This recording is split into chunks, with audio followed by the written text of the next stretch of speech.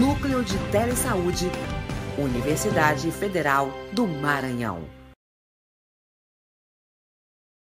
Boa tarde, meu nome é Dorlene Aquino, eu sou professora titular do Departamento de Enfermagem da Universidade Federal do Maranhão e você é moderadora da mesa que tem como tema prevenção de incapacidade na hanseníase. Lembrando que a hanseníase é uma doença infecto-contagiosa transmitida pelo Mycobacterium leprae, causada pelo Mycobacterium leprae, transmitida através de contato próximo e prolongado com as pessoas que têm a forma multibacilar da doença e que não estão em tratamento. O bacilo, ele afeta principalmente a pele e os nervos periféricos, podendo gerar incapacidades físicas. E estas incapacidades físicas podem ocasionar vários problemas, como a limitação nas atividades da vida diária, diminuição da capacidade laboral, restrição à participação social, estigma e discriminação. A fim de evitar, reduzir ou tratar os problemas gerados pela incapacidade física, é importante a avaliação neurológica simplificada e, a partir dos resultados dessa avaliação, realizar orientações, considerando a importância da prevenção de incapacidade na hanseníase. Para a apresentação da temática do podcast de hoje, teremos a participação da terapeuta ocupacional Golda Gás Lobão Mendes e da fisioterapeuta Fabiana Barbosa Dias, ambas com vasta experiência no atendimento das pessoas acometidas pela hanseníase. Após a apresentação das palestrantes, no mesmo tempo vocês podem fazer a pergunta e ao final da apresentação nós iremos para estar iniciando o diálogo. Que todos aproveitem e desejo às duas uma boa apresentação. Muito obrigada, boa tarde. Eu sou a Fabiana, sou a fisioterapeuta. Desde já agradecemos aqui o convite, para poder fazer dessa tarde uma troca de vivências. Eu sempre costumo dizer que por mais que tenhamos uma vasta experiência, mas nós não somos, detentores da verdade, inteira, Então, geralmente, quem está em outra esfera também pode ter uma experiência diferente, e é importante que nesse momento, a gente faça essa troca de experiência. E nosso objetivo aqui, tanto meu quanto da colega Golda, que é terapeuta ocupacional, é o quê? É reconhecer os sinais e sintomas de comprometimento neural, compreender qual é o papel da avaliação neurológica dentro desse aspecto, para poder aplicar as medidas preventivas de incapacidade. Então, juntando esses três objetivos, a gente vai ter aí a ferramenta para poder combater as incapacidades que essa pessoa possa vir apresentar. E como é que surgem essas incapacidades? É importante saber, como é que vai se apresentar essa dinâmica, na pessoa que foi ali acometida pela hanseníase. Então, a gente tem que ter na ideia que os danos são nos nervos periféricos. E esses nervos, eles são compostos por 3 fibras. Na sequência, as fibras que são atingidas, primeiramente, são as sensoriais, depois as autonômicas e depois as fibras motoras. As fibras sensoriais, elas são as responsáveis pela sensibilidade, dessa pessoa.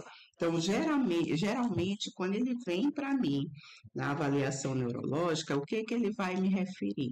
Que ele está apresentando ali dormência. Essa pessoa apresentando dormência, vamos supor que ele apresenta dormência nas mãos, e seja uma dona de casa, ela vai estar ali cozinhando, vai pegar uma panela quente, não vai sentir, vai queimar, ou então está usando uma faca, vai se cortar, não vai sentir. E daí vem a questão dos ferimentos, das queimaduras, e isso não solucionado pode vir causar infecção, causando segundamente a destruição dos tecidos, podendo vir a gerar as deformidades. Então, tudo é uma sequência. Quando se trata das fibras autonômicas, essas fibras elas são responsáveis pela lubrificação da pele e pela sudorese. Então, quando esse paciente chega a mim, ele vai relatar o quê? Que ele está com ressecamento na pele, né? Às vezes que ele não usa o hidratante, mas que a pele continua ressecada, tá? Então, com esse ressecamento da pele, o que vai aparecer? As famosas fissuras. E essas fissuras não tratadas também vai ser porta de entrada para a infecção, a destruição dos tecidos, gerando também as deformidades. As últimas fibras atingidas são as fibras motoras. E essas fibras, elas são ali responsáveis pela execução da força muscular. E aí, quando essas fibras são alteradas, o que acontece? Às vezes esse paciente ele pode ter um ponto de pressão ali, que pode estar associado já com uma infecção, uma úlcera, vai aumentando esse ferimento, ao qual vai destruindo os tecidos e levando às questões das deformidades. Ali um pé caído, uma mão caída, associada também já com uma atrofia, tá? Então é importante que a gente entenda essa sequência de destruição do nervo para que a gente também possa agir no momento exato. Então, como eu falei, né, a avaliação neurológica aqui vai ser o nosso carro-chefe. Por quê? A partir da avaliação neurológica, a gente vai poder monitorar a função neural. A avaliação neurológica, ela não pode ser usada só como um instrumento para o paciente fazer ali e tomar medicação. Não, não é somente isso. Eu preciso realizar a avaliação neurológica do paciente, já pensando na finalidade dela e diante do paciente. Então, através dela, eu posso detectar precocemente essas incapacidades e, diante do que eu encontro nela, eu vou tomar as minhas condutas, né? Vamos supor que eu encontrei ali um ressecamento no nariz. Então, lá na minha conduta, eu vou orientar esse paciente do que ele deve fazer mediante esse ressecamento no nariz, tá? Então, que a avaliação neurológica, ela não seja só um instrumento para o paciente tomar a medicação, que ela seja um instrumento para que a gente possa detectar precocemente essas incapacidades e dali utilizar as condutas favoráveis a esse paciente. E é importante também que a gente saiba graduar aqui a questão da força muscular. Porque a partir do que esse paciente apresenta de força muscular, eu vou poder prescrever o exercício necessário a ele, tá? Claro, às vezes o paciente vai ali apresentar o grau 5 de força, que é o forte na literatura antiga, só que aí eu vou dizer assim, ele não necessita de exercícios, mas é bom a gente lembrar que nós estamos falando de prevenção, tá? E aí também eu já entro com uma conduta de autocuidado, tá? Embora ele tenha a força preservada, mas eu preciso sempre orientar ele a questão do autocuidado, tá? As forças 4, 3 e 2 já são forças consideradas fracas. A 4, ele consegue realizar um movimento, né, contra a resistência, porém ele não sustenta por muito tempo. Quando a gente faz a conferência, vamos supor, no dorso da mão, essa mão vem a cair, ele não sustenta muito tempo. A força 3, ele já consegue realizar, né, o movimento, porém não vai contra a resistência. Se a gente colocar, ele não sustenta. A 2, é um movimento parcial, e aí vale lembrar que esses movimentos, essas avaliações, é bom que se faça comparada com outro membro, porque eu não posso comparar a minha força, eu tenho que comparar a força do paciente, né? Então, eu tenho que sempre estar fazendo ali em comparação com o próprio membro dele, tá? A força muscular é igual a 1, ele só apresenta a contração quando ele tenta ali esboçar, mas é só um movimento muito discreto ou quase nada, e 0 é a paralisia, ele não consegue realizar. A gente está pedindo que ele realize movimento, aí ele relata para a gente, mas eu estou tentando e não estou conseguindo, tá bom? Então, é bom que a gente também tenha em mente essa graduação de força muscular, para poder prescrever os exercícios de forma correta a esses pacientes. Pode passar. E aí nós vamos para a questão dos achados clínicos, né? E levando a avaliação neurológica como base, nós começamos pela face. E o que a gente acha na face? É importante ressaltar a queixa do paciente. Geralmente, essas pessoas vão apresentar para a gente que ele vai chegar para mim dizendo o quê? Eu estou sentindo meu nariz ressecado, né? Ah, tem ferida no meu nariz sangrou, eu estou sentindo um mau cheiro. Diante dessas queixas, é importante, principalmente quando ele relata, eu estou sentindo um mau cheiro. É importante você questionar o ambiente que ele vive. Onde o senhor mora tem esgoto aberto? Isso antes de fazer a avaliação. Onde o senhor mora tem esgoto aberto? Tem algum lugar que coloca um lixo, alguma coisa? Porque às vezes pode ser a questão da percepção das narinas realmente ou algo que está acontecendo dentro do nariz desse paciente. E aí a gente parte para a inspeção, para a avaliação, para poder observar o que há dentro do nariz desse paciente. A foto aqui, a imagem que está aqui do lado, demonstra uma perfuração de septo, tá? E aí eu também quero deixar aqui o pedido aos colegas que trabalham com avaliação neurológica. Embora o nariz não conte grau de incapacidade física, mas a gente precisa entender que é algo que está na face e pode mexer com a questão emocional do paciente, com a estética, com a imagem desse paciente, né? E às vezes, quando o paciente chega para a gente, eu estou gripado, que é outra queixa também que eles apresentam, o entupimento do nariz.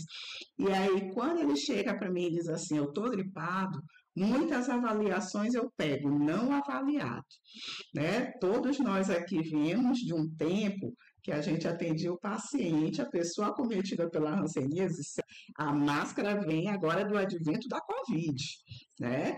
Então, eu preciso avaliar a narina desse paciente para saber o que está acontecendo ali. Eu preciso, sim, pegar ali na pontinha do nariz dele, focar a lanterna e ver se não tem um caso desse aqui, né? A perfuração de septo, porque isso interfere no dia a dia dessa pessoa, na imagem dessa pessoa. E aí, o que nós fazemos quando nós encontramos esses achados? Então, boa tarde.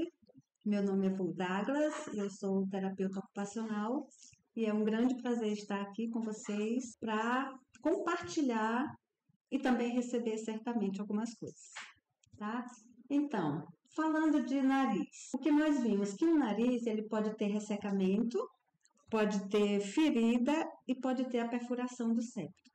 Quando acontece de um paciente ter um nariz ressecado, é porque houve um comprometimento do nervo trigêmeo, que é responsável pela sensibilidade dos olhos, sensibilidade do nariz e da língua, né, de parte da boca.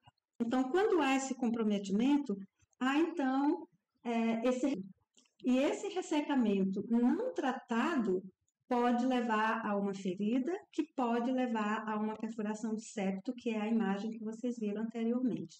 Então, o que fazer nesses casos? Inspecionar o nariz diariamente. Então, é importante que o paciente inspecione, né, com o espelho.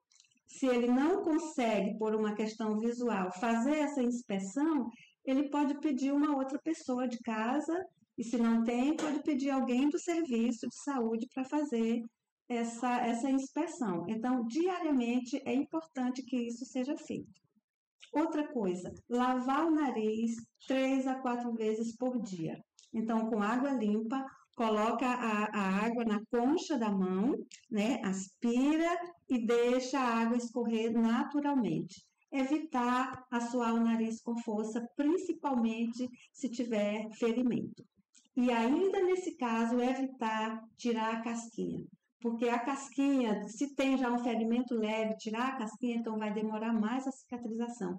E isso vai favorecer mais rapidamente o aparecimento da perfuração do septo. E aí nós passamos ainda dentro da face, nós vamos falar dos achados clínicos nos olhos, tá? Então, esse paciente, ele chega para a gente relatando o quê? Sensação de ardor nos olhos, sensação de areia, lacrimejamento, tá? Então, a gente precisa escutar o que o paciente está falando para depois poder fazer essa inspeção, tá? E aí, o que a gente vai observar? Se esse paciente tem diminuição da sensibilidade da córnea, né? Se ele apresenta triquíase, se ele apresenta dificuldade de piscar ou de fechar os olhos, tá? A gente colocou aqui umas imagens para que possa ser observado de uma maneira mais didática. O que seria essa triquíase? É a inversão desses. Os cílios, eles nascem invertidos. Agora, imagina, um cabelinho, né? Um cílio que cai dentro dos nossos olhos já irrita. A gente já vai ali querer se defender e tirar de qualquer forma.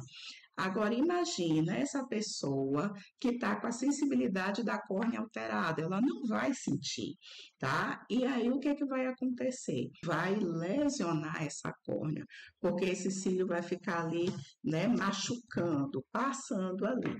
Então, a gente precisa ter uma ação diante da triquíase, que a colega no próximo slide vai mencionar.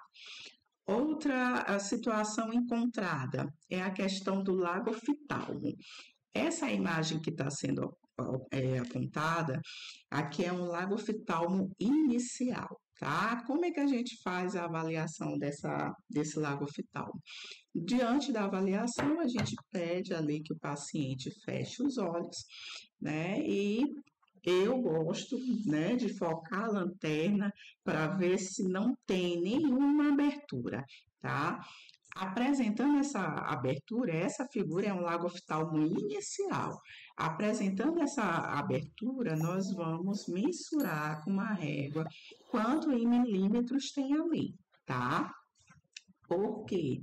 Porque como ele não tem a sensibilidade da córnea, qualquer inseto, poeira que bata nesses olhos podem machucar, tá?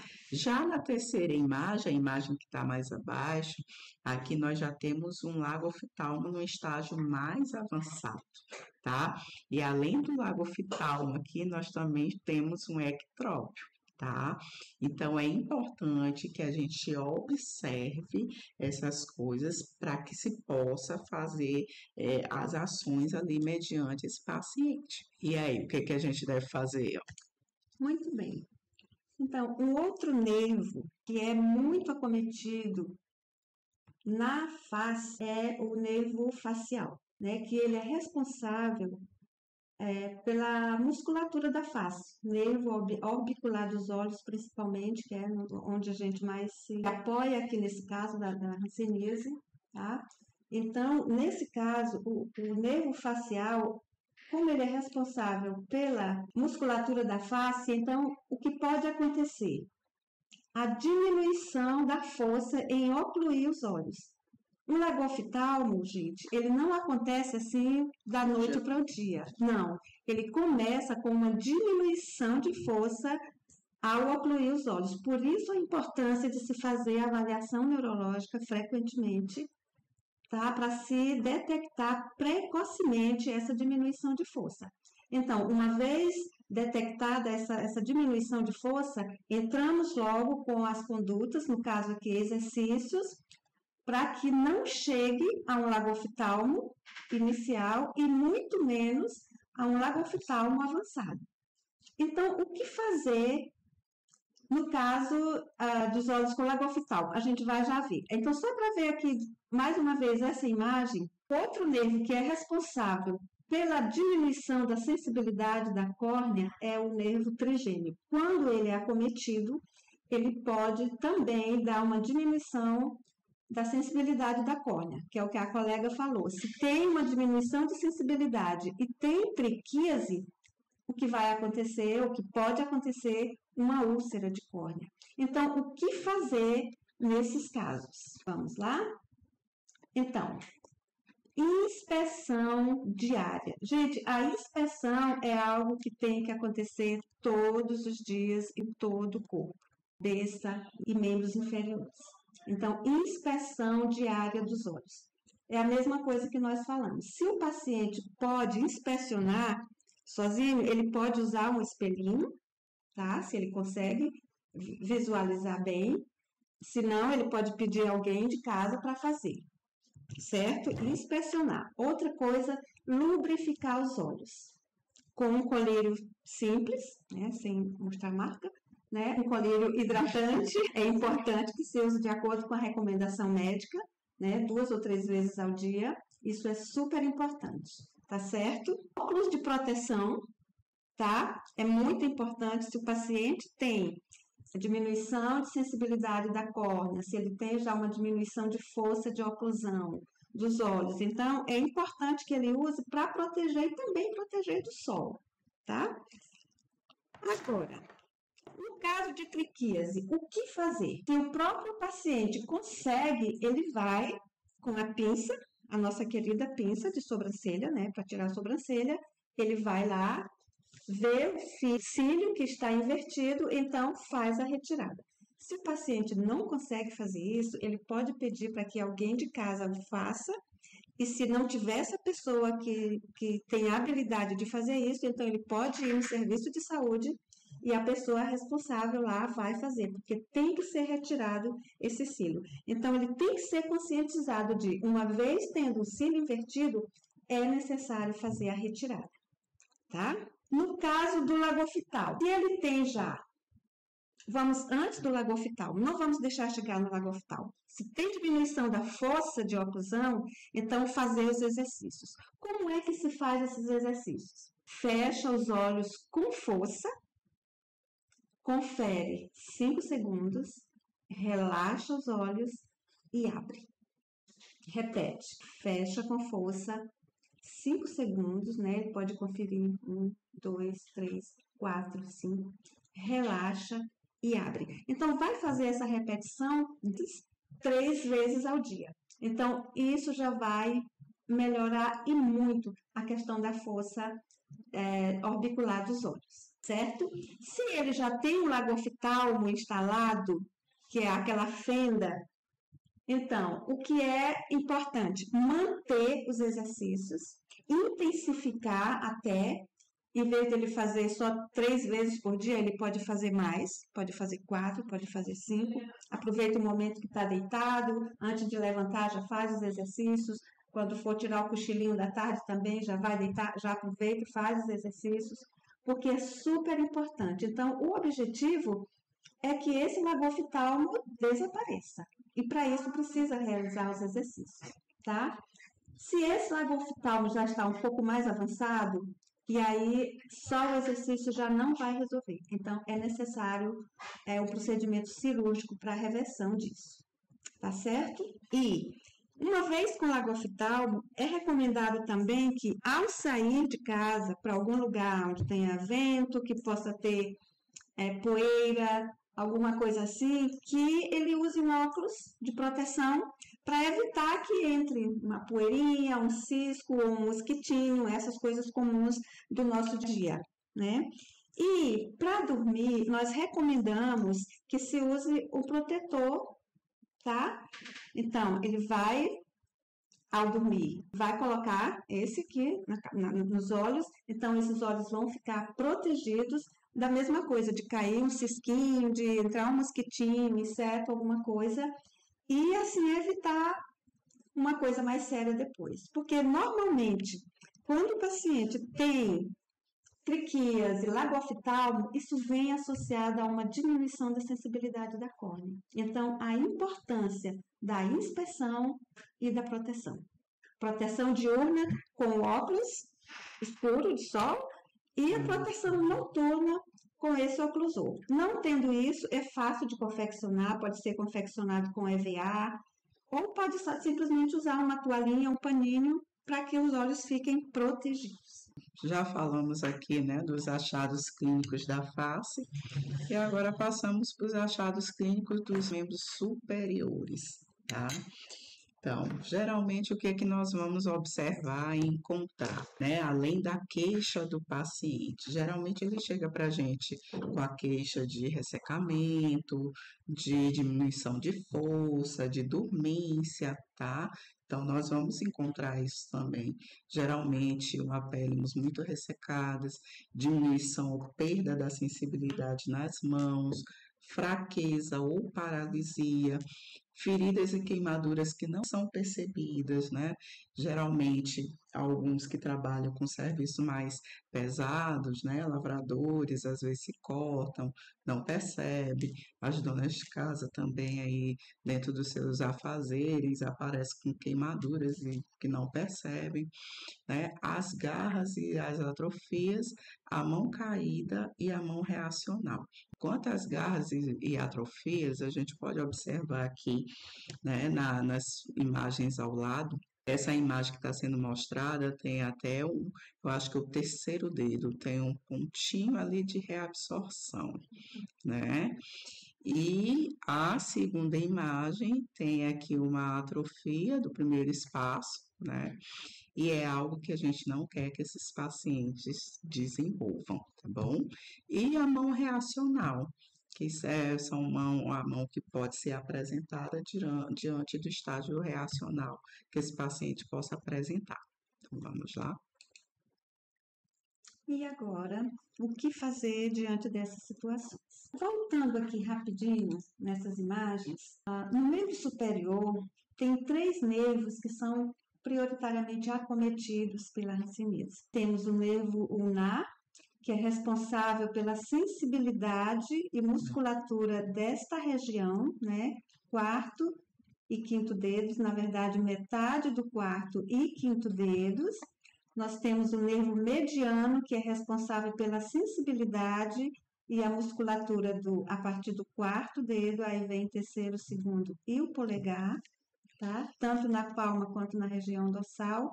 E temos o nervo radial, que ele é responsável pela sensibilidade do dorso da mão, nessa parte, e também pela musculatura que faz, vamos dizer, a dorsiflexão do punho, né? A elevação do punho. Então, esses 3 nervos acometidos na hanseníase. O que fazer diante dessas situações? Inspeção diária, isso é uma coisa que tem que ser bem internalizada, né? A questão da inspeção. Hidratar a pele diariamente. Como se faz essa hidratação? Então, em um recipiente, pode-se colocar água em temperatura ambiente, a água natural, tirada do tanque, da torneira, do rio, de qualquer lugar de onde venha essa água, né? É importante isso, da temperatura ambiente. Em temperatura ambiente, seja de onde for a sua água, de onde vem essa água. Então, coloca as mãos por 20 a 30 minutos, né? Entre 20 e 30 minutos é bom se a pele está bem ressecada, né? Quando as fibras autonômicas são acometidas, então vem o ressecamento dessa pele, por isso a importância de se fazer essa hidratação, tá? Então, após os 30 minutos, então se usa o óleo mineral. É recomendado usar o óleo mineral, sem mostrar a marca, porque é o óleo de baixo custo, de fácil acesso, muitas vezes tem na unidade de saúde e pode ser disponibilizado para o nosso paciente, tá? Então, muito simples, água e óleo mineral. Pode ser também usado óleo de girassol, se o paciente puder adquirir, se tiver disponível também pode, mas esse aqui resolve toda a situação, tá? Fazer alongamentos e exercícios, tratar pequenas feridas precocemente, proteger as mãos ao manipular objetos quentes e cortantes. Vamos por partes. Tratar pequenas feridas. Vamos só aqui rapidinho. Tratar pequenas feridas. Se o paciente tem a mão com perda de sensibilidade, é muito fácil ele se ferir. Ou queimar, como a colega já falou, ou se cortar, ou machucar e não perceber. Então, por isso a importância da inspeção.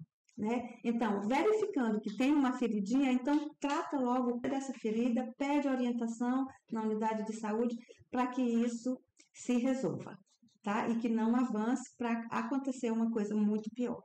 proteger as mãos ao manipular objetos quentes e cortantes. Então, nós recomendamos, principalmente as donas de casa ou até os donos de casa, aqueles que mexem com fogão, com facas, a recomendação é que se use para manipular panelas, tampas quentes, que se use uma luva, tá?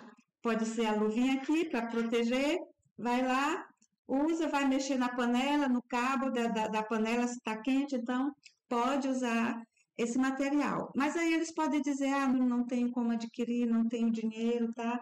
Então pode usar um paninho simples, vai lá, um paninho, pega no cabo do papel, no cabo da panela, na tampa da panela, com esse paninho qualquer, para se proteger. O importante é ter alguma coisa para proteger essa mão, para não acontecer a queimadura, porque uma mão insensível para queimar é muito rápido, muito fácil.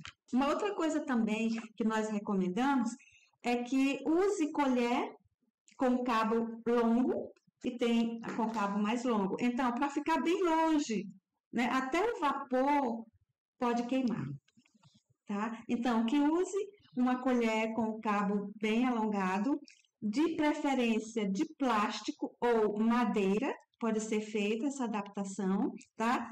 Não é bom que use colher de alumínio ou de inox, porque fica quente e a pessoa não vai perceber que está quente, vai segurar, e muito tempo segurando uma coisa quente, vai chegar a queimadura e a pessoa não vai perceber.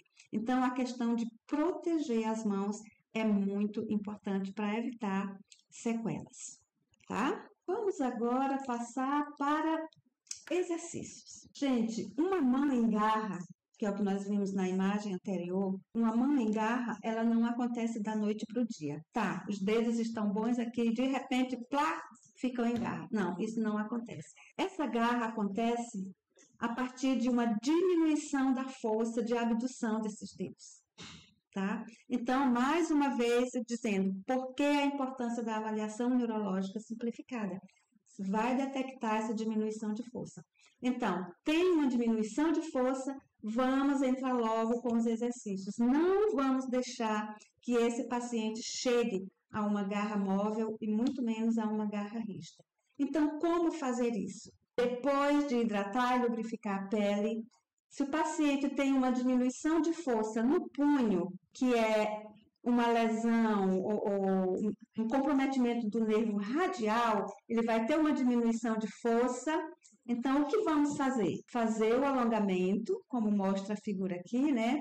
Com a outra mão, pega o punho, faz essa elevação, confere 30 segundos, porque é só o alongamento a princípio, 30 segundos, relaxa a mão, um pouquinho, mais 30 segundos, faz de novo. Então, pode fazer 3 vezes esse alongamento. Isso vai ajudar. Depois, se o paciente de força 4, quer dizer, ele tem um movimento completo e quando é aplicada uma resistência, ele consegue resistir, mas não todo o tempo. Por exemplo, a gente confere 5 segundos ao fazer o teste, né? Puxa o punho, se ele consegue 5 segundos ficar firme, então ele tem força 5. Vai precisar de exercício nesse momento? Não exercício específico, mas pode-se fazer exercícios e alongamentos para prevenir que se chegue aqui, tá? Então, se ele tem força 4, ele pode fazer o exercício, ou deve até fazer o exercício, com uma resistência. Alguma coisa pesada. Para ficar mais claro, eu trouxe aqui. Existe o haltere, né? Que é uma resistência, tem um menor de 500 gramas, né? Que dá para fazer o exercício. Então, faz como? Apoia o braço, pode ser na mesa, pode ser no outro braço. Deixa a mão pendurar um pouquinho e depois levanta, ó. E aí, confere 1, 2, 3, 4, 5 e relaxa. Repete 5 segundos, relaxa. Então, faz essa repetição 3 vezes ao dia. Mas aí o paciente diz, esse negócio eu não sei nem o que é isso, eu não tenho halter, eu não tem como fazer esse exercício. Tá, não tem problema. Nós podemos pegar uma garrafinha PET, encher de areia, ou as pedrinhas, algumas coisas, e faz a mesma coisa. Tá aqui, segura, e vai fazer o exercício levanta, confere 5 segundos, baixa, relaxa, 5 segundos, de novo, levanta, e isso vai fortalecer essa musculatura, tá? E o punho tem muita chance de voltar à força 5, quando ele tem força 4. Se ele tem força 3, que já é uma força que ele não consegue resistir, então ele vai continuar a fazer os exercícios, mas sem aplicar nenhuma resistência, só com a força da mão. E aí isso é importante que seja bem esclarecido para o paciente, porque se um paciente, por exemplo, tem força 2 ou força 3, e o profissional vai dar um peso para ele levantar, ele não vai conseguir, ele vai se frustrar e nunca mais vai fazer o exercício. Então, vamos começar com uma coisa leve, tá? Muito bem. Então, se ele tem diminuição de abdução do quinto dedo, então o que nós vamos fazer? Após hidratação e lubrificação, claro, nós vamos fazer um alongamento, né? Pode pegar de dedinho por dedinho, aí vai conferir 10 segundos em um, no outro, aí repete 3 vezes e vai fazer esse alongamento só para preparar a musculatura para receber essa carga de força que não parece tão grande, mas para esses músculos, os músculos intrínsecos da mão, então é super importante. São pequenininhos, então qualquer esforço é muita coisa para eles, tá? Então, se o paciente tem força 4, vamos trabalhar em cima da força 4, tá? Então, como fazer o exercício? Uma das opções, usar um elásticozinho, uma liga, né? Nós podemos mostrar aqui a liga, como fazer a liguinha do dinheiro, né? Pode tirar lá do dinheiro, colocar aqui. Envolve aqui no quinto dedo, dá uma voltinha, vai para o quarto, vai para o terceiro, vai para o segundo. E aí, abre os dedos, confere 5 segundos, 1, 2, 3, 4, 5, relaxa. Espera mais 5 segundos, relaxando, abre de novo, mais 5 segundos, fecha e relaxa. E isso 10 repetições também 3 vezes ao dia, certo? Se ele não tem a liga, ele pode muito bem dizer, eu não tenho liga, ou a liga que eu recebi quebrou, e agora? O que eu faço? Eu não vou fazer o exercício. Dá para fazer sim. Qualquer elástico, gente, qualquer elástico que você tiver em casa, dá para fazer essa adaptação. Eu estava vendo que até o elástico da máscara, aquele quando a máscara já não vai mais ser usada, você pode tirar aquele elástico, usar e fazer o exercício. Esse aqui, no caso, né? Isso, esse aqui também, ó, o elástico de colocar na roupa das crianças, lá, ó, tem aqui, tá? Então, dá para usar, não tem desculpa. Mas ainda assim tem gente que diz, eu não tenho elástico em casa, não uso essas máscaras, não tem nada. Dá para fazer o exercício. Como dá para fazer? O paciente vai, ele abre o dedo, aplica a resistência com a outra mão, aqui, ó, contra o quinto dedo. Confere 5 segundos. Um contra o outro. Então, ele vai aplicar a resistência. 1, 2, 3, 4, 5. Relaxa, a mesma coisa. Descansa, mais 5 segundos. 1, 2, 3, 4, 5. Relaxa. Então, 10 repetições, 3 vezes ao dia. Tá? Isso aí. Com o polegar, a mesma coisa. Se ele tem a diminuição de força do polegar, a mesma coisa, o mesmo exercício, tá? Com o polegar, o exercício é assim. O elástico é colocado no segundo, terceiro dedo e no polegar. Muito simples. Coloca aqui nos dois, faz isso, apoia aqui a mão, né? É importante que a mão esteja bem apoiada e vai fazer o movimento. Olha, levanta aqui e ele vai conseguir. 1, 2, 3, 4, 5. E relaxa. A mesma coisa. 1, 2, 3, 4, 5. Relaxa. Então, 10 repetições, 3 vezes ao dia. Então, só voltando aqui rapidinho. Quando tem uma diminuição de força aqui no punho, o nervo radial está acometido. Quando tem diminuição de abdução do quinto dedo, o nervo ulnar está acometido. E quando tem diminuição de força que ia levar o polegar, o nervo mediano está acometido, tá? Então, os 3 nervos mais acometidos no membro superior, tá? E sem resistência, sem força, sem resistência. Pede orientação lá de alguém do serviço de saúde para dizer como faz. E assim, à medida que ele vai ganhando força, a gente pode ir introduzindo outros exercícios bem simples. Gente, nós temos esse aqui, quer usar esse aqui, é mais forte, esse aqui. Mais resistente. Com o prendedor de roupa. Faz isso, olha. Abre, aperta aqui o prendedor de roupa, olha. Confere 5 segundos e relaxa. Isso vai fortalecer os músculos intrínsecos da mão, que são os músculos responsáveis por abrir os dedos, por fazer essa posição, tá? Então, músculos pequenos que tem aqui, dá para fazer com isso aqui. Então, à medida que ele for ganhando força, você pode ir aumentando a resistência. Vai usando um que é um pouco mais forte, tá? Então, não dá logo um forte no primeiro momento, porque ele pode não conseguir fazer isso, ficar frustrado e não fazer mais, tá? No caso de ter garra já, que eu espero que os nossos pacientes não cheguem lá, porque se ele não faz os exercícios bem aqui, quando ele está com diminuição de força, ele vai evoluir para uma garra. Tá? Então, vamos cuidar enquanto está aqui com a força 4, com a força 3, porque há muita possibilidade de reverter isso, tá?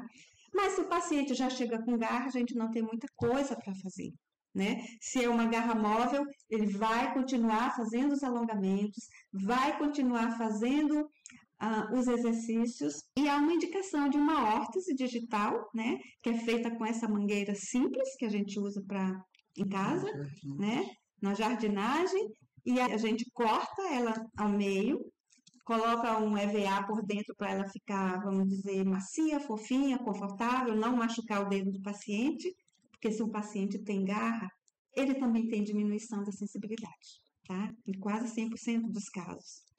Então, coloca esse dispositivo aqui, fecha com o velcro, e aí ele fica com o dedo em extensão, e aí vai já ajudando a evitar que essa se torne uma garra rígida, tá? Se ele estiver móvel, não chegar rígida, é muito bom, tá? Mas não vamos deixar chegar nem a móvel, tá? E isso é muito simples de fazer, e depois a gente pode deixar com vocês o contato e a gente pode conversar um pouco mais sobre isso. Só colocando um acréscimo aqui na fala da colega, quando ela demonstra esse exercício aqui. Gente, por favor, alguns pacientes chegam para nós com aquelas famosas bolinhas de fisioterapia.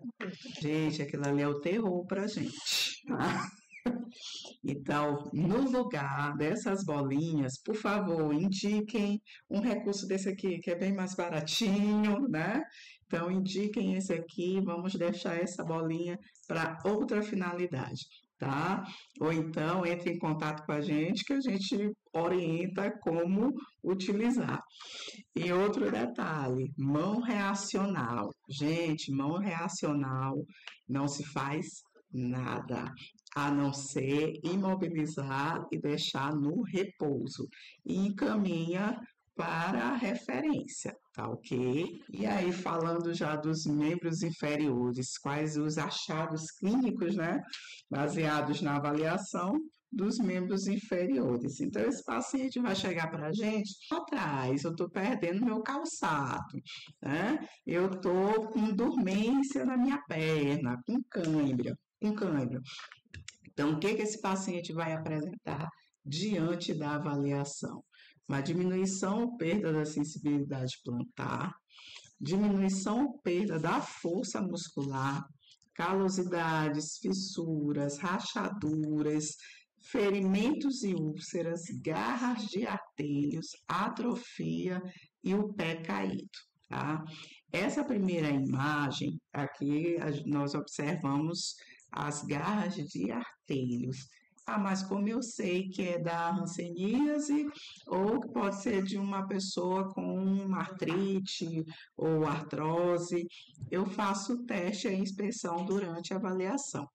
Geralmente, os pacientes, né, que foram aí acometidos pela hanseníase, quando a gente olha na face, a parte plantar, no antepé, abaixo logo dos dedos, dos artelhos, essa parte vai estar um pouco mais saliente. Como é que eu fecho essa conclusão? Eu peço para o paciente ficar em pé e peço para ele ficar na ponta do pé. Geralmente ele vai colocar todas as forças do pé nos dedos. Falando no modo popular, ele vai encolher os dedos. E geralmente essa unha do dedo do pé fica voltada para baixo, tá? Então é preciso que a gente analise outra coisa. Pegue, observe se ali já não é rígida, né? Uma garra rígida. Outra coisa, a questão das fissuras. É muito comum também esses pacientes apresentarem fissuras entre os dedos, no calcanhar.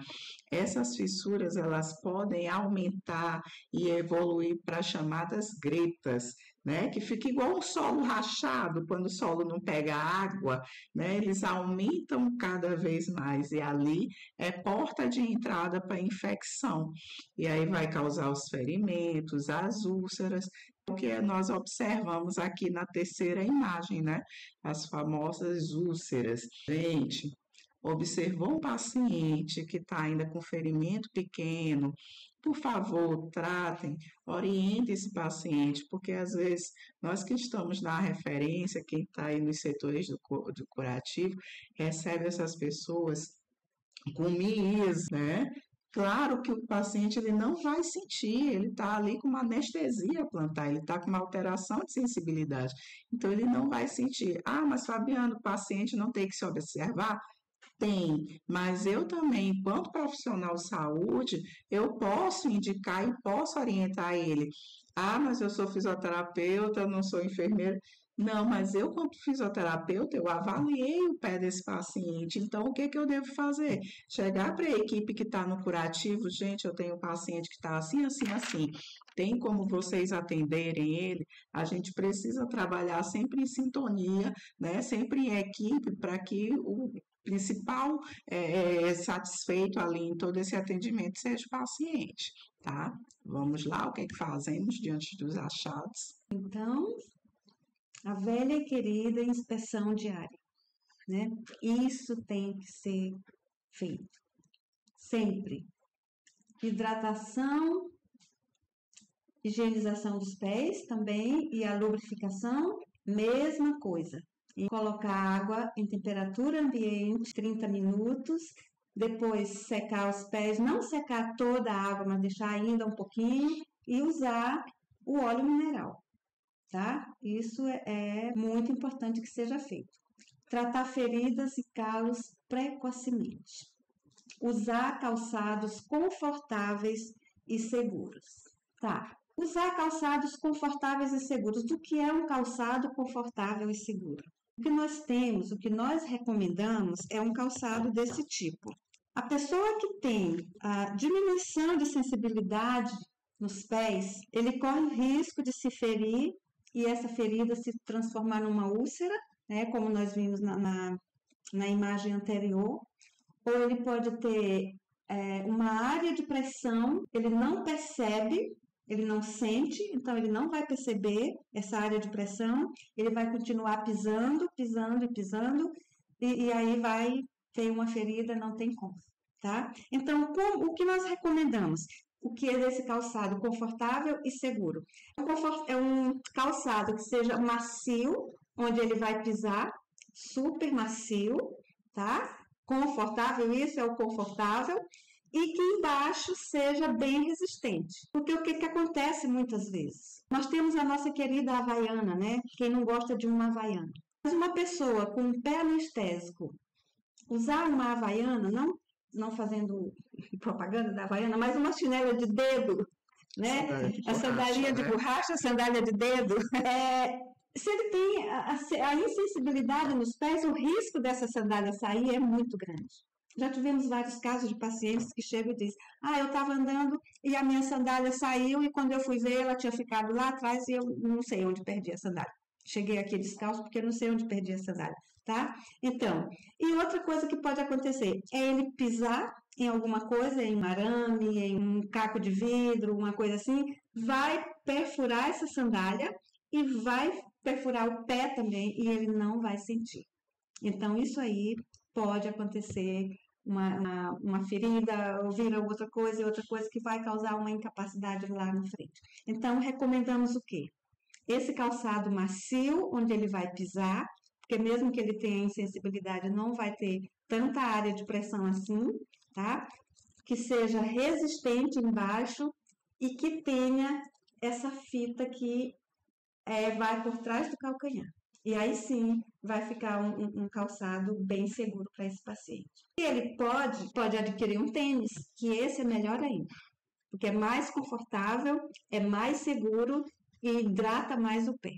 Então, se ele pode, a gente recomenda, tá? Então, esse é o tipo de calçado seguro. As feridas e os calos precocemente, isso aí é para evitar que aconteça uma coisa lá na frente, tá? Uma úlcera, uma lesão maior, muitas vezes até é necessário uma amputação por conta de uma osteomielite, porque não foi tratado antes, tá certo? Então, já vimos a hidratação e a lubrificação, vamos ver agora a questão dos exercícios.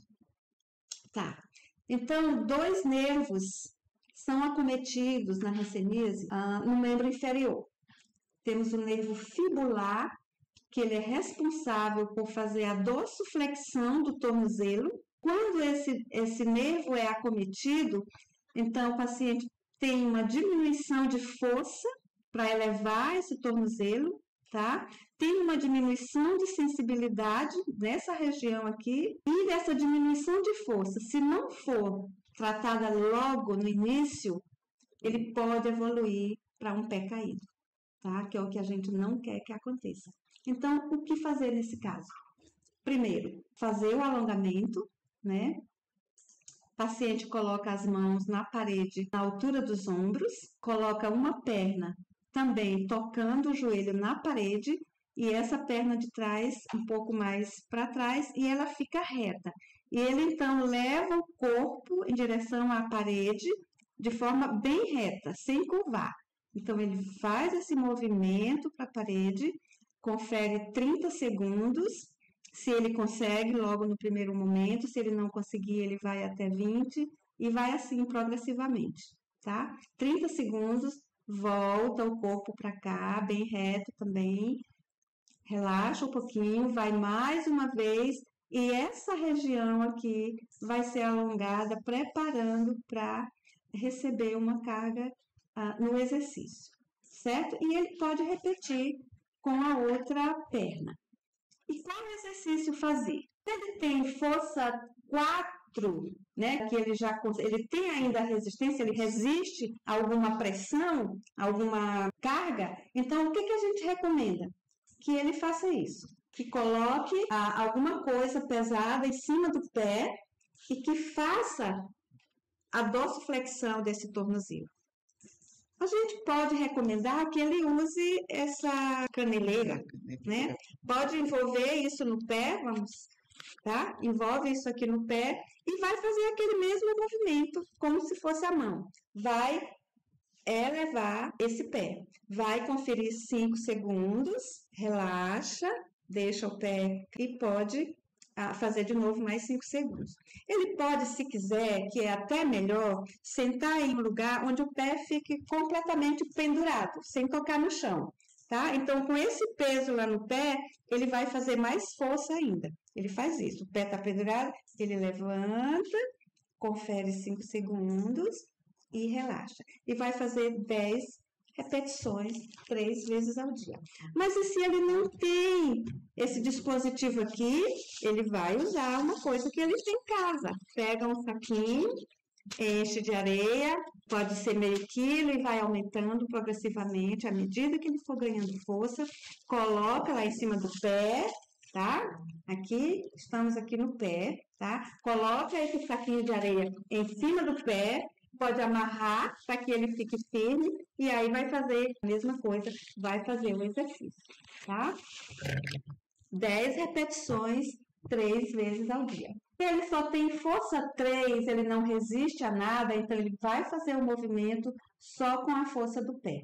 Vai levantar o pé, confere 5 segundos, relaxa 5 segundos e repete a mesma coisa a 10 repetições 3 vezes ao dia. Tem uma outra coisa, gente, que a gente pode ver aqui. Se o paciente já tem pé caído, se foi um pé caído assim rapidinho, um mês, 5 dias, uma semana, tal, então a possibilidade de reversão é muito grande. Mas se já é um paciente que tem um pé caído há mais de um ano, 8 meses, mais de um ano, então é improvável, né, que seja revertido, a não ser cirurgicamente.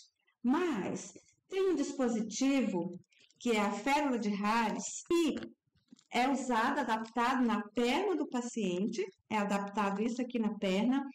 Esse gancho é adaptado no calçado, de preferência no tênis, e isso aqui vai fazer com que o paciente, de uma forma mais equilibrada, sem riscos de queda, sem arrastar o pé, sem ferir o dedão, tá? Então, isso é muito bom. E o paciente, uma vez usando isso, ele vai acostumar e ele vai querer usar por muito tempo, porque isso dá estabilidade, tá? Então, isso é muito importante, tá certo? Ok, vamos lá. Tá, gente, e aí nós avaliamos aqui os achados clínicos, o que fazer e quando encaminhar, né? Porque às vezes dentro das unidades básicas não se tem os tais recursos. Então, quando eu devo encaminhar essa pessoa para as unidades de referência? Quando houver perda rápida de força, tá bom? Encaminhar para a equipe de reabilitação das unidades de referência, ou intensa ou reação rancênica, tá? Feridas profundas ou infeccionadas, a perfuração do septo e as alterações oculares. Essas duas últimas é bom frisar que deve ser acompanhado pelo especialista, perfuração de septo, o otorrino. As alterações oculares, né, como o lagoftalmo já avançado, que vai precisar de intervenção cirúrgica, a triquias, em alguns casos, tem que se caminhar para o oftalmologista também para que se possa ser feito o procedimento, tá? É necessário encaminhar para os especialistas da área, tá? Isso. E aqui vale ressaltar os acompanhamentos e parcerias diante, né, desse programa, tá? É de fundamental importância a assistência social a essa pessoa. Por quê? Além dos direitos a eles assistidos, que eles devem conhecer, mas também vem a questão dos deveres, tá?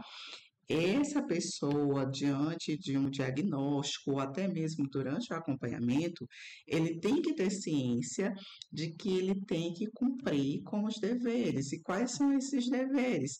Comparecer à unidade para tomar medicação, tá? Evitar as faltas durante a medicação.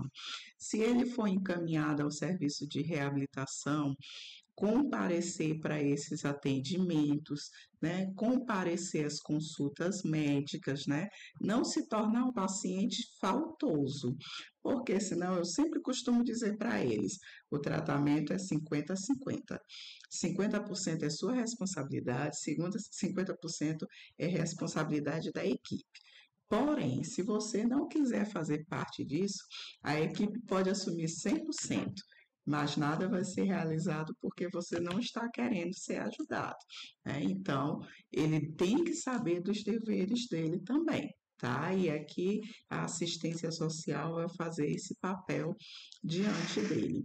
A assistência psicológica se torna também de fundamental importância, porque é um paciente que vai sair dali, quando ele recebe o diagnóstico, Às vezes ele não sabe nem qual é o diagnóstico que ele está recebendo, porque é uma enxurrada de informações, de como vai tomar a medicação, de como vai fazer o autocuidado, do retorno, às vezes já tem que ir para o setor de calçado. Então o paciente sai dali, como eu já ouvi relatos de uma senhora que foi e disse, a única coisa que eu queria fazer era sair da unidade e me jogar na frente de um carro.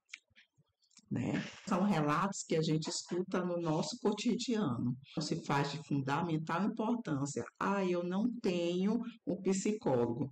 Nós não iremos fazer o papel do psicólogo, mas nós iremos acolher e encaminhar para a unidade que tenha, principalmente as unidades de referência. Os grupos de autocuidado se fazem de grande importância, porque na maioria das vezes a pessoa que recebe o diagnóstico, ela acha que só ela está com aquele problema. E às vezes que ela não vai conseguir superar, que ela não vai conseguir recuperar.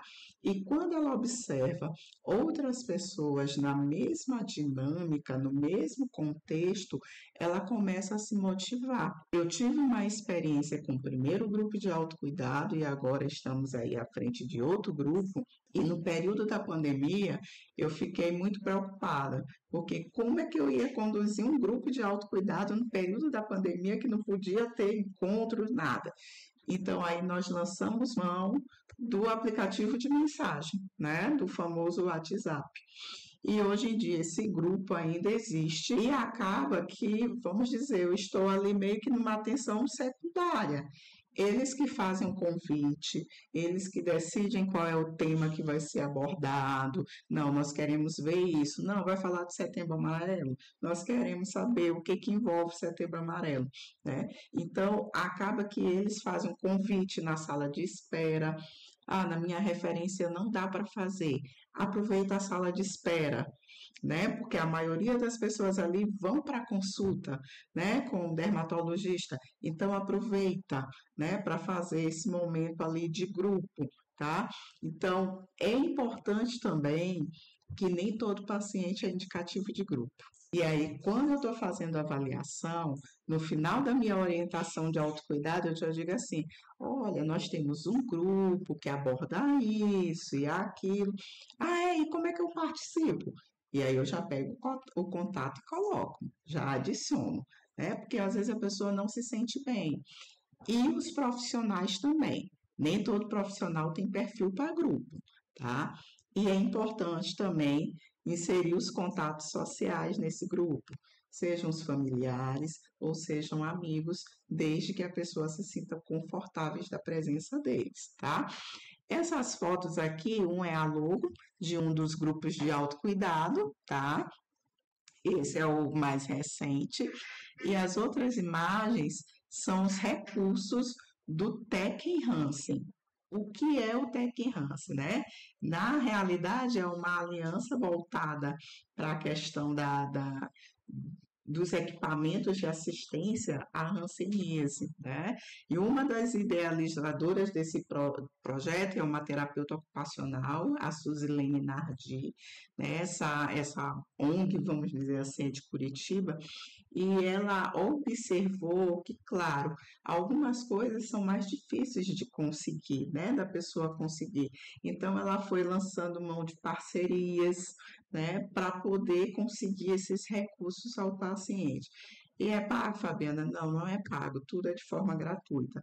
Basta você acessar o site deles, lá tem todas as orientações, né? Pode entrar em contato via WhatsApp, que eles também vão orientar como você deve proceder, tá? Tudo vem para a unidade que você pode receber esses recursos no seu endereço pessoal, mas eu prefiro encaminhar para um endereço profissional, para as unidades a qual eu trabalho, tá? E lá chega, especifiquem um endereço direitinho, porque na falta de um endereço consistente, volta para o correio, volta para eles, e aí sim a gente paga para poder resgatar essa mercadoria, tá? E as unidades de referência, tá? Nossas unidades de referência a nível municipal, nós temos o Centro de Especialidades do bairro de Fátima, tá bom? Hoje lá a gente tem a questão do grupo de autocuidado, serviço de reabilitação, fora todos os serviços que já eram ofertados para esse público. O Hospital Genésio Rego, que também tem o setor de calçado, né? Então, paciente com o pé caído, né, já com aquela perda mais progressiva, direcionar para o Genésio Rego ou o Aquiles Lisboa, que também tem o setor de calçado e a internação, no caso se faça necessária para os pacientes que apresentem reação. Bom? Eu coloquei só, pode passar. Esse slide aqui é mais como funciona a solicitação do TecHans. Na primeira etapa, ele vai pedir o cadastro do profissional, tá bom? Mas ele te dá toda uma descrição a hora que você entra no site, termo de esclarecimento que você apresenta para o paciente. É bom imprimir e deixar já em longas, né, quantidades, porque aí o paciente só assina, você orienta, dá para o paciente ler. Depois que você preenche os seus dados, o seu endereço de entrega, você vai preencher os dados do paciente, tá bom? E aí vai carregar o termo de consentimento. Faz o escaneamento desse termo e envia, tá? Não tem nada difícil, tudo tá lá passo a passo no site do TecHans, tá bom? Pode passar. E aí, já para nos despedirmos da apresentação, mas não do momento aqui, né? Que eu acredito que já tenha perguntas, dúvidas, né? A incapacidade na hanseníase, ela pode e deve ser evitada, né? Nós temos uma gama de recursos para que essa incapacidade possa ser evitada. E eu até me atrevo a colocar aqui que o principal recurso é escutar o paciente, tá? Porque na maioria das vezes a gente não escuta o que ele tem para nos dizer e traz ali como queixa. A avaliação neurológica ela é essencial e ela tem que gerar ação. Não adianta eu fazer uma avaliação neurológica só por fazer, porque tal profissional pediu, não. Eu tenho que fazer para gerar ação, para responder uma conduta terapêutica, tá? A prevenção é até um ditado popular, né? Que é mais fácil prevenir do que remediar, né? Então, a prevenção ela é mais fácil do que a reabilitação. Tá? A prevenção, você orientando o paciente, ele mesmo vai realizar em casa. E prevenir hoje é garantir a autonomia dessa pessoa no amanhã. Então, pode passar. Aqui são as nossas referências utilizadas no nosso cotidiano, né? Mas que também pode ser utilizada aí por vocês, tá bom? A cartilha do paciente, é bom que seja utilizada por eles. A questão dos exercícios. Esse manual aqui é um manual antigo, de 98, mas ele traz assim uma riqueza e ele é muito didático também para o paciente. E o mais importante, se colocar aí no site do Ministério, vocês conseguem baixar e encaminhar até no grupo de autocuidado, tá? Então, utilize desses recursos aí mais atuais, ok? Então, nós agradecemos, né, a presença de todos aqui e nos colocamos aqui à disposição, né? Obrigada, Vol, Dagas e a Fabiana pela brilhante apresentação, muito esclarecedora. Eu acho que quem está ouvindo aí, que tivesse alguma dúvida, já pode até estar reduzindo essa questão da dúvida. Eu acho que é muito importante a gente reforçar o papel da avaliação neurológica simplificada, que está intimamente relacionada com a prevenção de incapacidade. Não adianta eu identificar se eu não tiver uma indução do cuidado, das orientações em relação àquele paciente, tá? Então, eu acho que isso é extremamente importante. Se eu avalio, identifico e eu não faço nada, eu não estou fazendo prevenção de incapacidade. Tá? E lembrar, assim, a Fabiane falou, né, da questão da autoimagem, o quanto que essa prevenção ela pode estar impactando para estar melhorando a questão da autoimagem do paciente, as relações do trabalho, a capacidade laboral dele, as atividades diárias de vida e a própria qualidade de vida dessas pessoas que são afetadas pela hanseníase. Então, parabéns às duas, uma exposição muito clara, muito esclarecedora. E agora a gente vai para o momento em que deve ter algumas perguntas aí. E elas duas já estão aqui dispostas a ter as perguntas. Pronto. Eu creio, a primeira pergunta feita a Ana Carolina, ela coloca o que são incapacidades na hanseníase e por que preciso me preocupar em preveni-las. Eu acho que a fala das duas, ela traz essa abordagem respondendo essa pergunta. O diagnóstico precoce realmente evita que eu fique com alguma sequela, incapacidade da hanseníase? Precoce, sim, né? E eu acho que é até a luta diária aí, essa questão do diagnóstico precoce, né? Doutora Celigiane, ela sempre relata, às vezes, que o mais e o menos é mais. Eu acho que a gente não deve ter vergonha, né, diante de algumas condições, de dizer que não está conseguindo identificar, que não sabe. Peça ajuda, né? Gente, eu estou com uma dificuldade com tal paciente. O que vocês acham? Entre em contato com as referências, né? A gente tem que lembrar que existe ali um ser humano, que existe uma vida que vai ser alterada, às vezes por conta de um diagnóstico tardio ou por conta da ausência de um diagnóstico, tá? Então, é sempre bom que a gente, quando tem ali alguma inconclusão, alguma dúvida, busque realmente buscar esses compartilhamentos de ideias, de dúvida com os colegas que estão aí à frente há algum tempo. Eu queria destacar aqui, Fabiana, a questão do diagnóstico precoce, né? Lembrando que o ideal, né, o sonho de consumo, como eu digo, é que esse diagnóstico fosse realizado ainda na fase inicial da doença, na forma indeterminada, porque é a partir dessa forma que a doença ela pode polarizar para as outras formas que são responsáveis e que podem gerar incapacidade física. E, infelizmente, o que a gente vê na nossa realidade, que o número de pessoas acometidas pela hanseníase que recebem o diagnóstico da forma indeterminada é muito pequeno.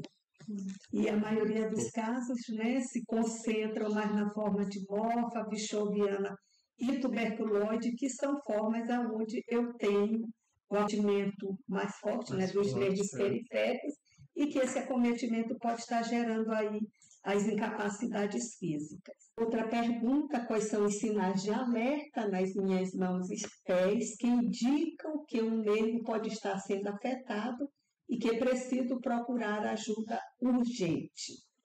Aí eu acho que, junto com essa pergunta, vem logo como saber se a perda da sensibilidade nas mãos ou pés está piorando. Tem algum teste que eu possa fazer em casa?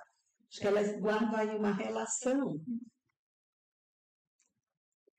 Muitas pessoas se queixam, chegam lá no nosso serviço dizendo: eu tô achando que minha mão tá sem força, às vezes as coisas caem das mãos e eu não percebo. Quando eu vejo, já quebrei tantos pratos, tantos copos, porque a mão não segura, eu não consigo segurar. Ou eu me queimo e não estou percebendo. Então, no primeiro sinal de eu me queimei e não percebi, é um sinal de diminuição ou perda da sensibilidade.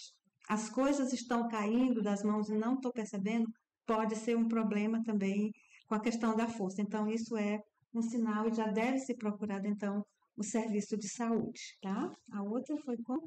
E como saber se a perda da sensibilidade nas minhas mãos estão piorando? Através da avaliação neurológica simplificada. Então, ela é que vai indicar como está a evolução dessas questões da sensibilidade, da força, tá? Então, é pela avaliação neurológica. Por isso, mais uma vez, destacamos a importância dessa avaliação ser feita de rotina. Então, na sequência aí, foi falado, né, perguntado sobre a questão dos sinais de alerta, como saber se a perda da sensibilidade nas mãos está piorando, E vem outra pergunta aqui do Roberto Silva: quais são os exercícios de autocuidado para mãos e pés que todo paciente em tratamento de hanseníase deveria fazer? E pegando também, né, que elas guardam aí uma relação, o uso de sapatos especiais adaptados é realmente obrigatório para quem tem hanseníase? A questão dos exercícios, né? Eu lembro que relatei lá no início da graduação de força, né? Que embora seja grau 5, mas é necessário que se faça, pelo menos para a questão da manutenção. Quando esse paciente já tem o grau 5, livre.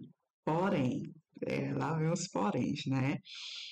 Quando na avaliação, e aí a gente volta sempre para a avaliação, eu identifico que esse paciente está com alteração de sensibilidade, com dor no trajeto do nervo, e aí, mas tem diminuição de força, eu vou passar exercício.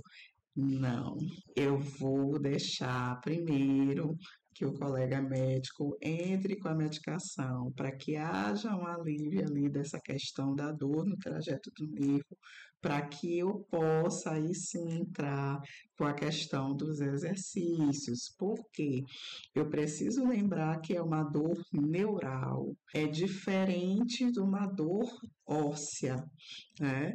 Então, uma dor óssea, eu como fisioterapeuta, eu vou reabilitar, vou movimentar, né, para amplitude de movimento e vai estar tudo bem. Mas a partir do momento que eu estou com um paciente que tem uma dor neural e vou movimentar, eu vou estar facilitando a inflamação desse nervo. Então, nesse caso, eu oriento, às vezes eu até disponibilizo uma cartilha com os exercícios, mas quando eu já observo que o paciente está assim, já vai grifado. Não fazer em caso de dor, tal, já vou colocando, né? Para quê? Para que ele tenha ciência, que naquele momento é repouso. Mas fora disso, ele pode fazer sim os outros exercícios, tá? Fora dessa condição que ele apresenta, tá? Outra coisa muito importante, a gente vai lembrando as coisas aqui, existem alguns pacientes que vão encaminhados para descompressão neural, né? Que é a cirurgia ali, né? O recurso mecânico, porque o químio já não está dando certo ali para desinflamar o nervo. E aí, às vezes, eu recebo, né, essa pessoa com uma tipóia, com o braço no ângulo de 90 graus. Gente, eu preciso lembrar que é nervo, tá? Ângulos de 90 graus é para a questão de trauma ortopedia. Para as pessoas que têm o diagnóstico de hanseníase, essa mão ela vai ficar, esse braço vai ficar mais aberto, tá? A direção, eu sempre costumo dizer para eles, saiu da cirurgia, não tem a tipóia, que o ideal é que tenha a tipóia, mas não tem, coloque a mãozinha ali na direção do umbigo, né, inclinada ali no umbigo, mostro como tem que ser feito e peço que ele me mostre também, para que quando ele voltar com o neurocirurgião, esteja tudo ok para a recuperação dele. E aí o outro... O uso de sapatos especiais adequados é obrigatório. Obrigatório é muito forte, né? Mas é extremamente importante que se use. Tá?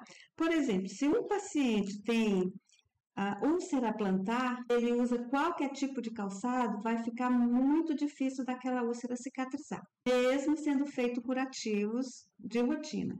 Então, o que nós recomendamos? Que além dos curativos que devem ser feitos adequadamente, se não tem um setor de curativo na sua unidade de saúde, pode encaminhar que tem no Genésio Rego, tem também no Centro de Saúde do bairro de Fátima e também no Aquiles Lisboa, tá? Tem que ser feito um trabalho especial com essas úlceras. Com relação ao calçado, se o paciente tem uma úlcera, né, na região do calcanhar ou do primeiro metatarsiano, na região plantar, né, claro, então é importante que ele use o calçado com uma palmilha adaptada. O que é feito? Uma rasura ou colocado uma palmilha para elevar uma determinada área, para deixar que essa área que tem a úlcera, ela descanse. Evitar a pressão. Evitar a pressão, porque pressiona, mais difícil a cicatrização. Então, se o paciente quiser realmente que ele fique bom dessas úlceras, então, nesse caso, é obrigatório que ele use isso aqui, sim, tá? E, além disso, nós recomendamos também o repouso. É importante o repouso desse membro, tá, que está afetado. Porque se o paciente faz o curativo e anda horas e horas com um calçado inadequado, então não vai ter muito resultado, tá? Só acrescentando, no caso dele usar calçado fechado, é importante orientar que esse calçado tenha o menos costura possível, né? Que ele use com uma meia macia e que essa meia seja usada pelo avesso, a costura do lado de fora, porque essa costura em contato com os dedos do pé podem machucar. E eu sempre digo para eles, ó, o cuidado é parecido com o cuidado de um pé diabético, tá? Então, o calçado tem que ser o mais confortável possível. Eu sempre oriento, no caso, dá para comprar algum calçado, se eles dizem que dá, eu oriento que se compre no turno da tarde, porque o pé já está, né, num tamanho, vamos dizer assim, considerado do nosso normal, e que calce os dois lados, porque geralmente a gente tem a mania de comprar calçado, colocar um lado, serviu, saiu. Não, coloque os dois lados, ande um pouquinho dentro da loja, veja se está confortável. E o calçado confortável, o dedo do pé não pode ficar assim. Tem que ficar bem relaxado, tem que ficar bem aberto, tá? E uma dica que eu aprendi com a podóloga é a questão da Havaiana. Lá vai a gente fazendo propaganda aqui de novo, mas a Havaiana é um calçado de borracha. Então, ela já tem a tendência a ressecar o nosso pé. E na nossa cidade, que é extremamente quente, a tendência, né, aumenta ao dobro. Então, ela sempre orienta que, se puder mudar o estilo de calçado, né, como a colega mostrou, melhor. E a higienização do calçado, o que ela recomenda? Chegou em casa, jogou álcool 70 e coloque no sol para poder higienizar o calçado. Obrigada, Fabiana. Tem mais ainda algumas perguntas. Durante as reações da hanseníase, episódios de inflamação, o risco de novas incapacidades aumenta? O que devo fazer? Aumenta sim. E nessa questão foi até o que eu relatei quanto à mão reacional, repouso, né, e encaminhar para as referências, tá? Porque aí quem vai conduzir esse período ali, desse momento da crise reacional, são os nossos amigos médicos, tá? Então, caminha. Claro que esse paciente chegando na unidade de referência, ele vai fazer a avaliação para ver se está tudo ok. Em algumas situações, não tem como fazer a avaliação, porque o paciente está muito dolorido, né? Mas, na maioria das vezes que puder ser feita, se realiza a avaliação e ele parte para a consulta médica. Alguns ficam internados, quando é no caso do Aquiles, outros não, tomam a medicação para amenizar aquela situação. E aí eu até coloco, como é que eu identifico quando o paciente está com reação, né? Geralmente, às vezes, pela consulta da enfermagem, pela triagem, mas aí é tanta demanda, e aí eu sempre digo, o importante da equipe conhecer tudo, um pouquinho de todo mundo. Não que você vá tomar a conduta do colega, mas é importante que se conheça, né? E às vezes, quando o paciente já começa, eu estou com sensação de febre, eu estou com calafrio, né? Tem uns que levantam a camisa, olha como meu corpo está cheio de caroço. Alguns já aparecem, né, com as lesões. Então, já encaminha para a referência, tá? Para que ele possa fazer esse encaminhamento, né, e ser ali aliviado dessa situação dele do quadro reacional. Eu acho importante também na tua fala, Fabiana, assim, porque se essa pessoa ela não foi orientada adequadamente ou devidamente, Em algumas situações, quando surgem os episódios reacionais e que ele desconhece que aquele fenômeno ele pode ser possível de acontecer, ele tende a parar o tratamento. Então, assim, de manter o tratamento e procurar o mais rápido possível a unidade de saúde, seja na atenção básica, se ele é acompanhado pela atenção básica, e a atenção básica vai dar esse direcionamento, seja nas unidades de referência, onde ele já faz o acompanhamento, tá? E aí a gente até puxa mais um gancho aí, o importante é o acompanhamento do odontólogo e do psicólogo. Muito já se tem relatado, né, as questões reacionais com a questão emocional e as questões ali de, né, prevenções dentárias, né, que estão também relacionadas. Então, a importância de todos os profissionais, né, dentro desse programa.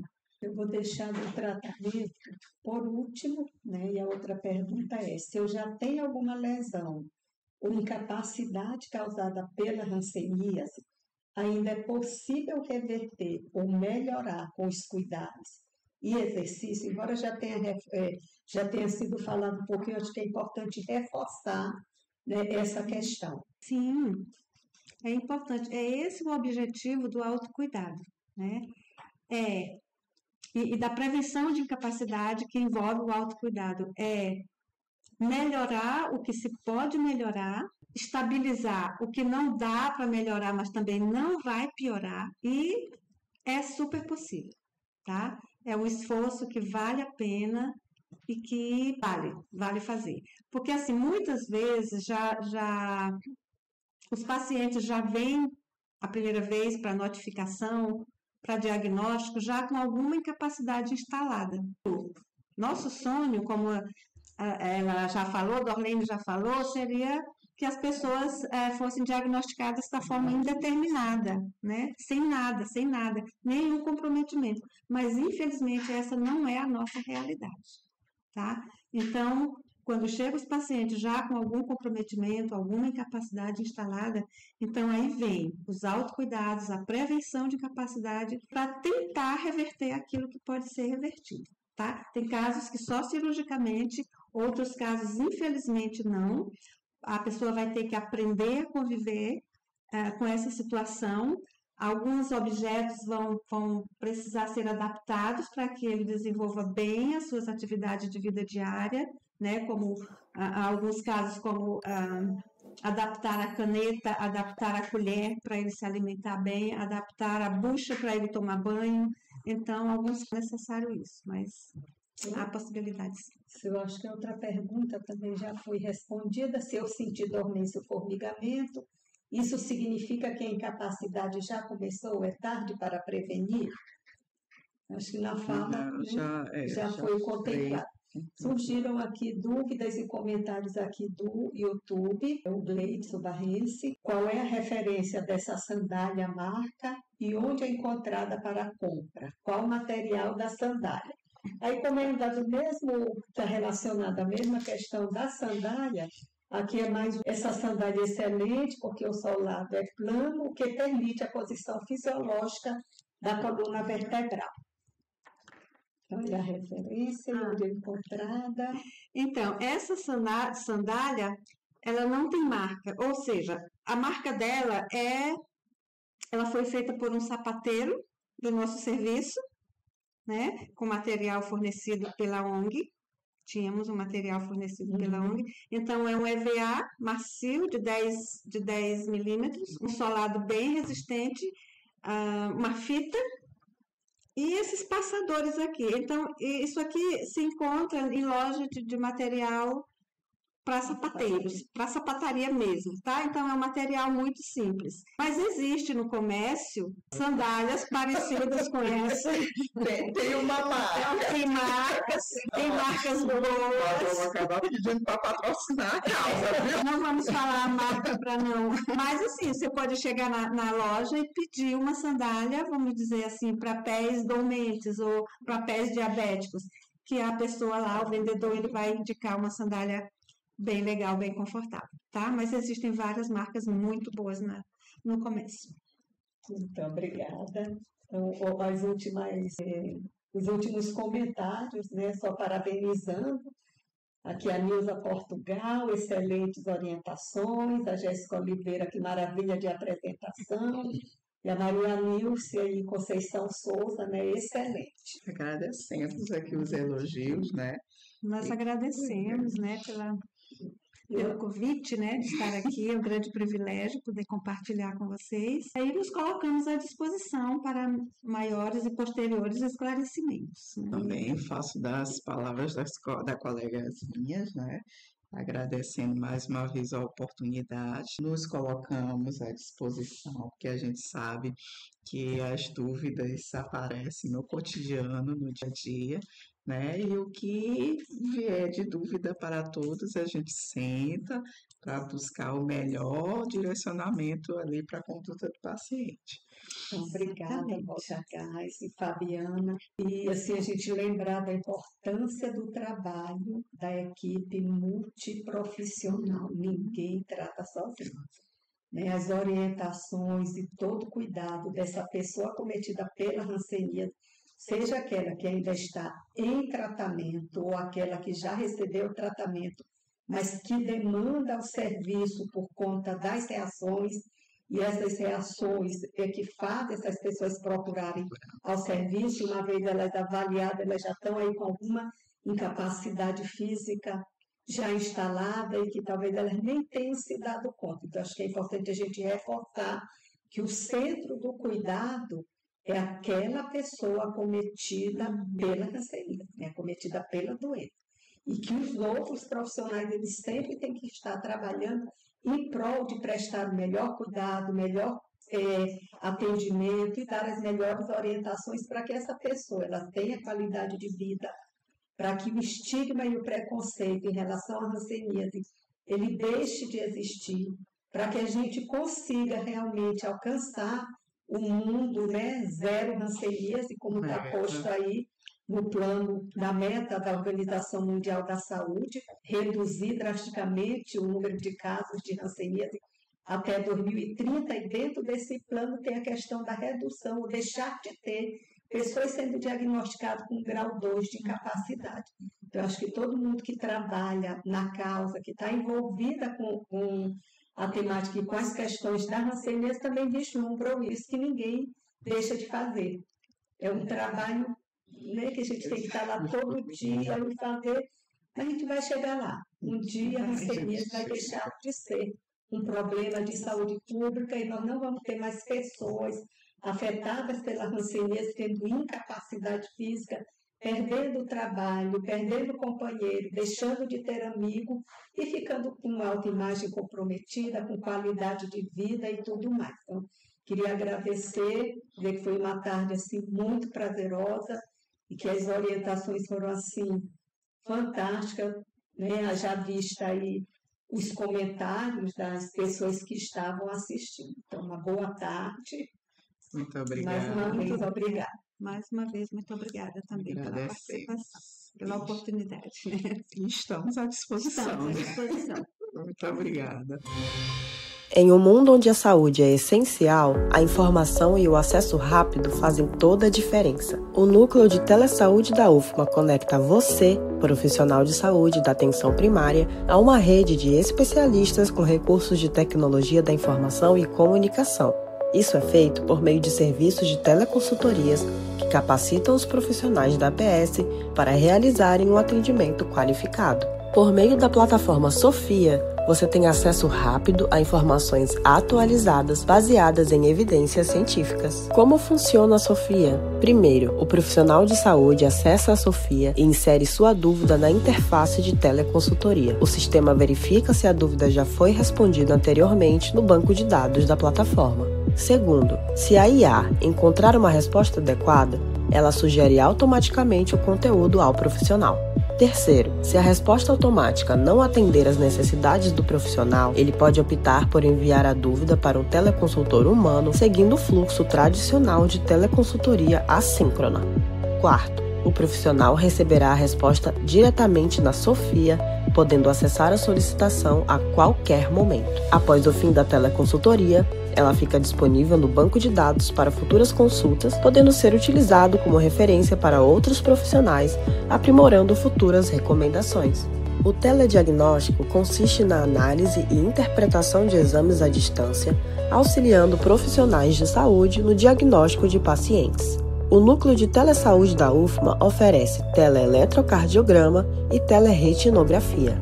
Por meio da oferta nacional de telediagnóstico do Ministério da Saúde, os teleeletrocardiogramas são realizados em parceria com o Hospital das Clínicas da UFMG e as teleretinografias em parceria com a UFG. Como aderir ao serviço? O município solicita o serviço. É preciso ter aparelhos e estrutura compatíveis para a realização do exame. A equipe técnica do Telesaúde irá fazer a implantação, configurar os equipamentos e treinar a equipe local. Uma vez implantado, o serviço está pronto para ser utilizado.